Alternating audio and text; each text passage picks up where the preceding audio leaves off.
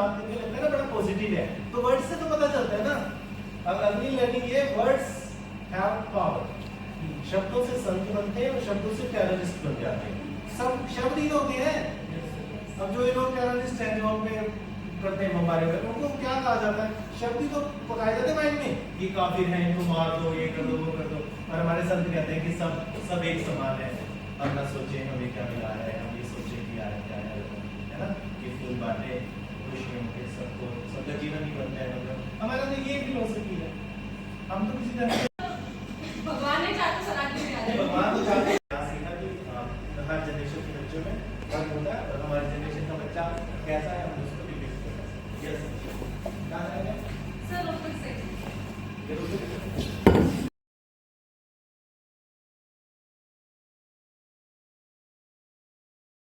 Rajgarh. I am pursuing B.Ed from West College of Rohtak.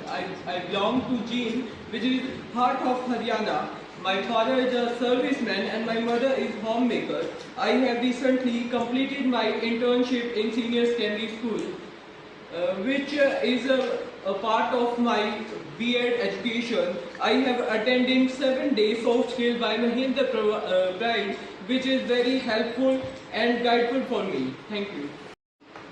I am pursuing B.Ed from West College of Education, Rohtak. I belong to Sonipat, that is famous for education hub. My father is serviceman and my mother is housemaker. I have attended 7-day workshop, soft training, teaching skills by Mahindra Pride. Thank you for giving this opportunity. Hello, I am Harshita. I am pursuing my B.Ed from West College of Education and I am simultaneously pursuing my Masters in Mathematics from Maharshi Dayanand University and distance schools. My father is no more and I belong to Rohtak. Which is famous for Asia's second largest cloth market. My mother is a homemaker. I had attended a 7-day workshop in soft skills from Mahindra Pride classroom. Thank you for giving me this opportunity. This is Karnia Kaur. Currently I am pursuing B.Ed from West College of Education, Rohtak. I belong to Rohtak and which is famous for second largest cloth market in Asia.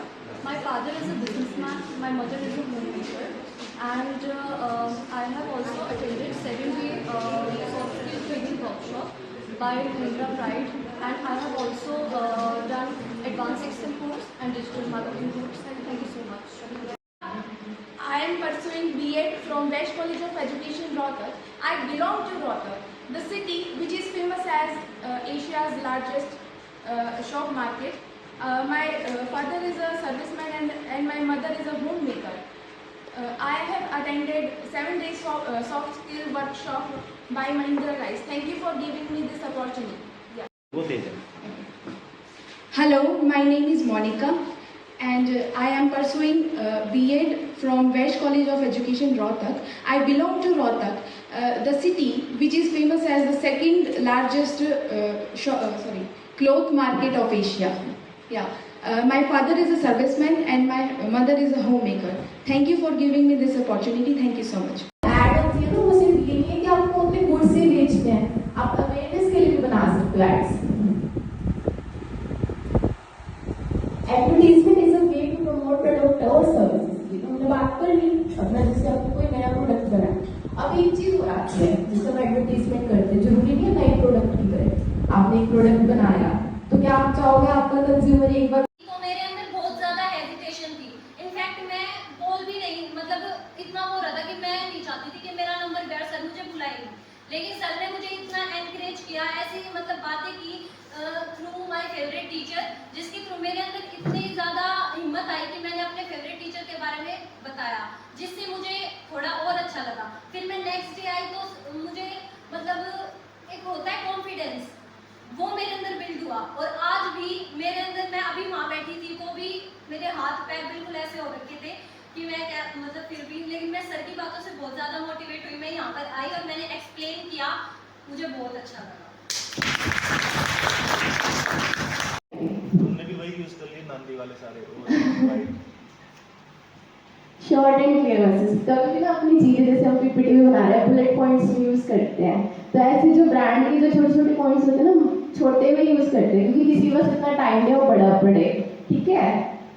Persuasive language होनी चाहिए, यानी कि आपके words में की क्षमता हो दूसरे को आप कन्विंस कर लो आपका प्रोडक्ट खरीदने के लिए, उसको दोबारा दोबारा देखनी ना पड़े वो चीज़। Brand logo most important thing होता है किसी भी एडवर्टीजमेंट का कि आपका लोगो क्या है, वो आपकी स्टोरी के बारे में बताता है, ठीक है।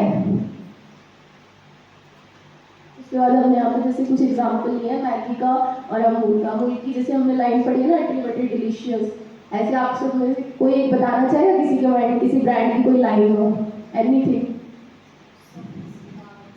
Yes very good, clap for Parmeet. पीछे तो सुना नहीं। हाँ, डेयरी मिल्क कुछ मीठा हो जाए। Yes sir, next topic is type of advertisement. Sir जो एक्सप्रेस करना है इतना ही लंबा, बस ठीक है, थैंक यू सो मच, बहुत अच्छा थैंक यू सो मच। नहीं करना चाहिए, बल्कि तभी तो गवर्नमेंट ने अलग अलग तरीके की स्कीम चलाई है कि अपना कल्चर को आप आगे बढ़ाओ। स्कूलों में भी गवर्नमेंट कहीं ना कहीं आगे इस चीज को, जैसे कि आप एक्टिविटीज करा रही है। हमारे टाइम पे इतनी एक्टिविटीज स्कूल्स में नहीं होती थी, कम होती थी, लेकिन आज के जो टाइम है वो स्टूडेंट्स जो टीचर है अलग अलग तरीके की एक्टिविटी और पार्टिसिपेशन टीचर्स लेती है ताकि बच्चे अपने कल्चर को जाने और उससे रूबरू रहे, कनेक्ट रहे। अपना कल्चर ये हम बोलते हैं कि आप अपना अगर कहीं ना कहीं आप अपना अस्तित्व खो देते हैं तो आपके पास कुछ नहीं बचता, और जो हमारा अस्तित्व है वो हमारा कल्चर है, हम अपनी संस्कृति से जुड़े रहना है। और यही बात है, protect sovereignty and unity of India, कि हमारी जो अखंडता है और जो एकता है उसको हमारे एक सूत्र में बंधा हुआ है, अखंडता और एकता, यानी कि जो हमारी यूनिटी है। अगर हम जैसे एक एग्जाम्पल के थ्रू मैं आपको बताऊं कि जैसे कि जो लकड़ी है, अगर लकड़ी का अगर हम एक लकड़ी को कट करें तो वो जल्दी से कट हो जाएगी, लेकिन अगर बहुत सारी लकड़ियों का अगर इकट्ठा हो या बहुत सारी लकड़ी एक साथ रखी हो तो उसको कट करना आसान होगा, मुश्किल होगा? मुश्किल होगा। क्यों मुश्किल होगा? इकट्ठी है, क्योंकि उसमें यूनिटी है। मेरे को आपको बार बार नहीं टोकना पड़ता है। अरे वो अभी इसके बाद ठीक है, मना ली।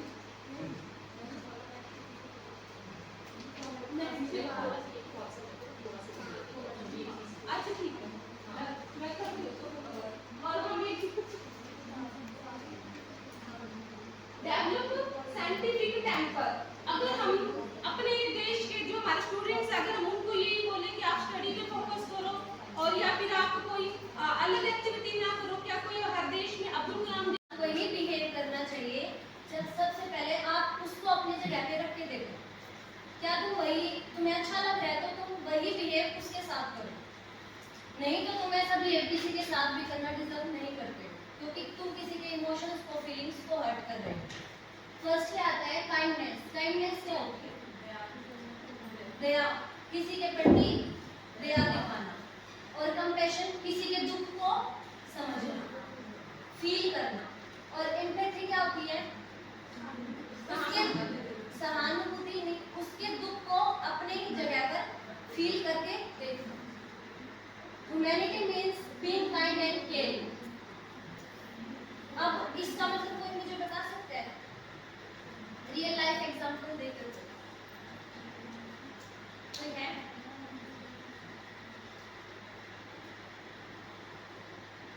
कोई नहीं है। अगर आप बैंक में हो और लाइन में खड़े हो, आपके पीछे कोई ओल्ड एज खड़ा है तो आप उन्हें आगे करके हमसे फील नहीं हो रहा फॉर्म, तो आप फॉर्म फिल करके भी हेल्प कर सकते हो। ये केयरिंग नेचर हो गया, काइंड हो गया कि आप उन्हें पहले नंबर दे दिया।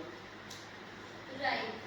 अब अगर इन्होंने एग्जांपल दिया बैंक का, कोई ओल्ड लेडी है, इन्होंने कहा कि हम उसके प्रति केयरिंग दिखाएंगे, उनकी हेल्प करेंगे, ठीक है, अच्छी बात है। लेकिन बहुत सारे ऐसे होते हैं जो रूड बिहेवियर भी दिखाते हैं। अपनी जो एजुकेशन होती है या फिर उनके अंदर इतनी ज़्यादा ही एटीट्यूड आ जाता है कि भाई हम तो पता नहीं क्या बन गए। लेकिन हमें हमेशा डाउन टू अर्थ रहना चाहिए, ह्यूमैनिटी नहीं भूलनी चाहिए। अगर इंसान है तो इंसानियत होनी भी ज़रूरी है। It makes us truly human. Truly human इंसान तो हम हैं, लेकिन इंसानियत हमारे अंदर है या नहीं, ये हमें कैसे पता? किसी को हेल्प चाहिए और उसकी हम हेल्प करते हैं,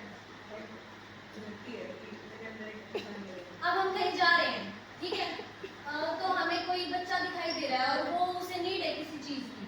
अगर हम उसे देखकर हमारे अंदर इमोशंस आ रहे हैं, हमारा मन कह रहा है कि हम उसकी हेल्प करें, तो ये होती है ह्यूमैनिटी, कि तुम्हें किसी दूसरे का दर्द देखकर भी फील आ रही है, कि इमोशंस तुम फील कर रहे हो, उसे हम ह्यूमैनिटी बोलेंगे। नेक्स्ट आता है क्रिएट पीसफुल सोसाइटी। इसकी इंपॉर्टेंस क्या है? Peaceful society. अगर हमारे अंदर ह्यूमैनिटी होगी तो सोसाइटी में जो झगड़े होते हैं, लड़ाई झगड़े होते हैं, काइंडनेस होगी, केयरिंग होगी, तो ये लड़ाई झगड़े सोसाइटी में नहीं होंगे। फिर आता है बिल्ड्स स्ट्रॉन्ग रिलेशनशिप। ह्यूमैनिटी के थ्रू हम ट्रस्ट बिल्ड भी कर सकते हैं। ट्रस्ट बनाएंगे तो ही इंक्लूसिव एजुकेशन से आपको क्या समझ आ रहा है? जैसे मैंने फोटो लगाई है, तो इसमें कुछ आप बता सकते हैं कि क्या देख पा रहे हैं?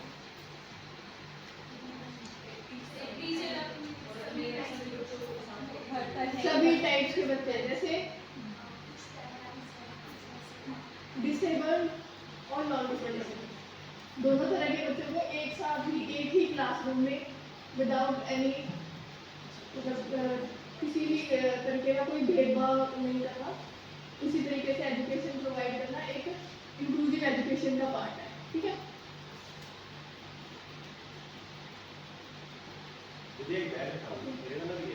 inclusive education means providing education of the disabled child in the regular schools and classes together with non-disabled children.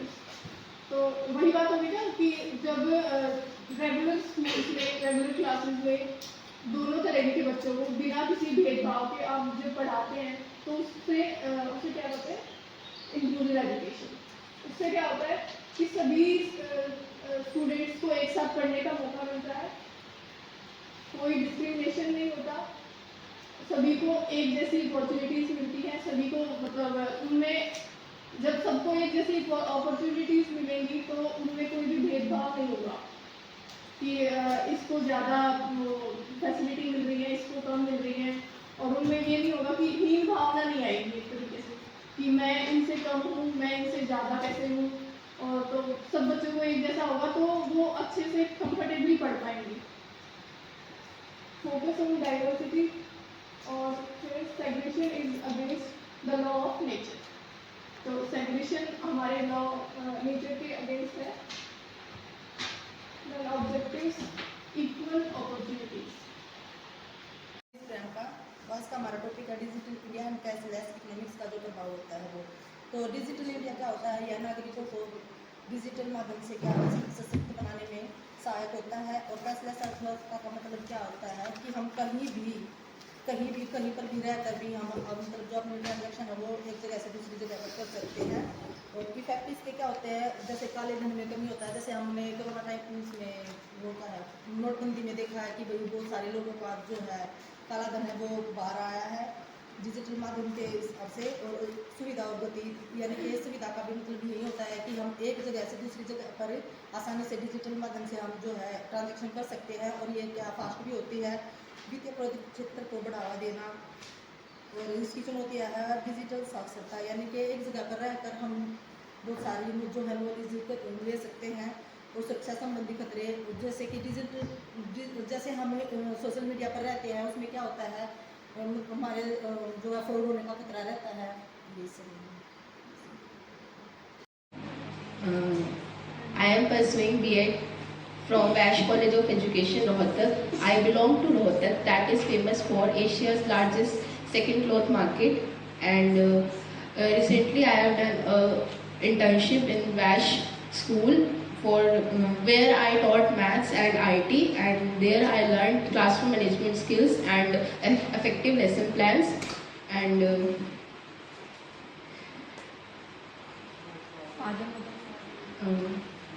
I forget.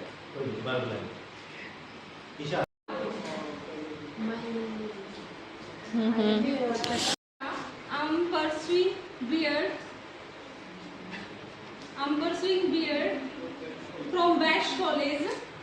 of Education. Yes, please.